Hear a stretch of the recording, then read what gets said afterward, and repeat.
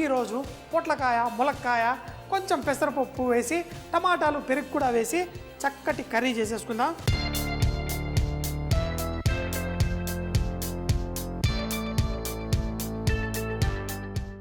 మరి సింపుల్గా మన న్యాచురల్ రిఫైన్డ్ సన్ఫ్లవర్ ఆయిల్ పోసుకుందాం. Natural refined sunflower oil omega-6 vitamin A, D ఉండడం వల్ల టేస్ట్ బాగుంటుంది, హెల్త్ కూడా చాలా సూపర్గా ఉంటుంది. ఫస్ట్ మనం ఇందులో కొంచెం అంత తాలింపు. మన తెలుగింటి వంటల్లో మనకి తాలింపే అన్నిటికంటే ముఖ్యం. తాలింపు పెట్టిని ఏమంటారు అంటే వైద్యపు పెట్టె. ఏ ఇంట్లో అయితే తాలింపు సరిగ్గా వేసుకుంటారో ఆ ఇంటికి వైద్యుడు రారంటారు. ఎందుకంటే ఎటువంటి మనకి జబ్బులు రావు. సో మరి ఆవాలు వేసి వాటిని చిటపట్లు ఆడిన తర్వాతే మనం ఇందులో జీలకర్ర కూడా వేసేసుకుందాం.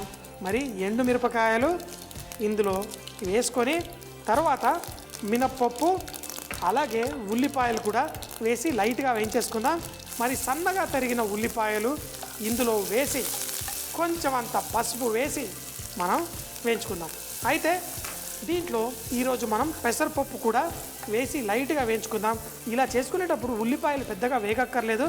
ఇమీడియట్గా మన అల్లం వెల్లుల్లి ముద్ద కూడా వేసి దాన్ని వేయించుకుంటూ ఇప్పుడు ఇందులో పెసరపప్పు, కడిగిన పెసరపప్పుని పొడి పొడిగానే వేసేసుకుందాం.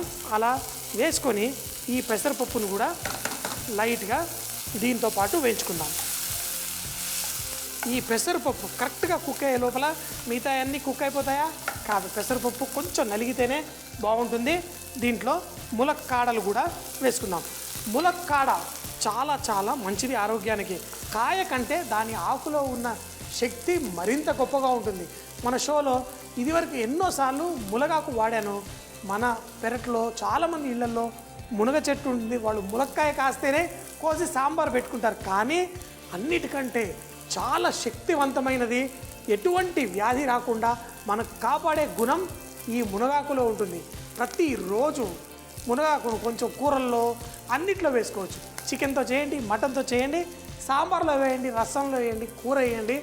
ఏది కాకపోతే కొంచెం జ్యూసుల్లో కూడా మునగాకు వేసి జ్యూస్ చేసి తాగండి, హెల్తీగా ఉంటుంది.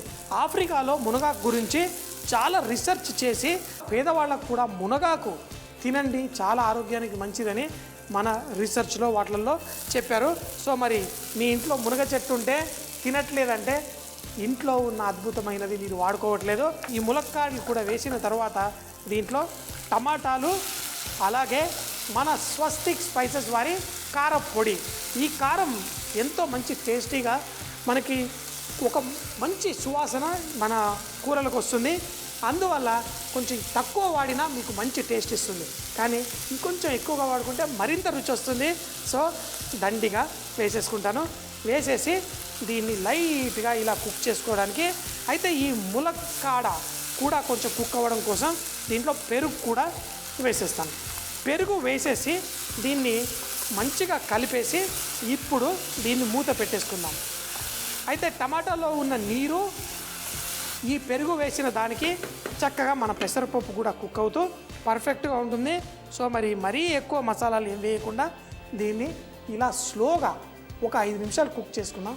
ఎందుకంటే ములక్కాడ చక్కగా టమాటో గుజ్జు రసాన్ని ఆ పెరుగులో ఉన్న మంచితనాన్ని పీల్చుకొని తర్వాత మనం ములక్కాయ తీసుకొని మనం పీలుస్తుంటే దాంట్లో భలే టేస్టీగా ఉంటుంది. సో మరి ఈ పప్పుతోటి చక్కగా ఉడికిద్దాం. కానీ నా దగ్గర పొట్లకాయ కూడా ఉంది. 2-3 నిమిషాల తర్వాత పొట్లకాయ కూడా ఇందులో వేసేస్తాను. ఏ మసాలాలు పొళ్ళు ఇంకేం అక్కర్లేదు. కొంచెం లాస్ట్లో ఉప్పు కూడా మనం వేసేసుకుంటే సరిపోతుంది. టమాటా, ములక్కాయ, ఈ పెసరపప్పు చక్కగా కుక్ అవుతుంది. ఇప్పుడు సగం కుక్ అయిపోయింది కదా, దీంట్లో పొట్లకాయ కూడా వేసేసుకుందాం. అయితే చాలాసార్లు ఇలాంటి వాటిల్లో మసాలాలు అవన్నీ వేయక్కర్లేదు. ఎంతో సింపుల్గా ఉంటే అంత టేస్టీగా ఉంటుంది. ఇది టమాటా పెరుగు కూడా సాధారణంగా మంచి మీట్ ప్రిపరేషన్స్లో ఈ పెరుగు టమాటా వేసి వాడుతూ ఉంటాము. మరి ఈ పప్పు వేసుకున్నాము. ఇందులో ఆ పప్పు మరింత నీళ్లు పీల్చుకుంటుంది కాబట్టి కొంచెం నీళ్లు పోసేసి దీన్ని మనం కుక్ చేసుకుందాం. ఇప్పుడు మంచి ములక్కాడ నుంచి మంచి టేస్ట్ దీనికి వచ్చేస్తుంది. మరి ఉప్పు వేయలేదు, సువాసన తెలిసిపోతుంది. మరి దీనికి తగ్గంత ఉప్పు మనం ఇందులో వేసేసి చక్కగా కలుపుకొని దీన్ని మరో 3 నిమిషాలు, పొట్లకాయ పెద్ద టైం పట్టదు, ఇలా మూత పెట్టి ఒక 3 నిమిషాలు పెట్టామంటే చక్కగా కుక్ అయిపోతుంది. సో మరి మరో 3 నిమిషాలు స్లోగా దీన్ని కుక్ చేసుకుందాం. చాలా సింపుల్గా, చాలా ఈజీగా అందరూ అంటే ఇళ్లల్లో వెరైటీగా చేసుకునే దాంట్లో ఇప్పుడు పప్పు కూడా పర్ఫెక్ట్గా కుక్ అయిపోయింది.